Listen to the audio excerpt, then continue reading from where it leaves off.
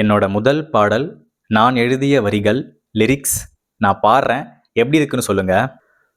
ஒரு கணம் உன் மனம் என்னை யோசித்தால், மறுகணம் உன்னிடம் நான் இருப்பேன். முட்கள் நிறைந்த பாதையில் நான் கடக்க நினைத்தால், முடிவில் உன்னை சந்திப்பேன் என்பதினால்.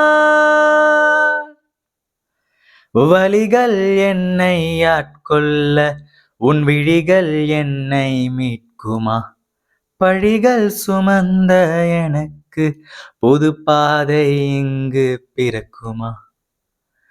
ஒரு கணம் உன் மனம் என்னை யோசித்தால், மறுகணம் உன்னிடம் நான் இருப்பேன்.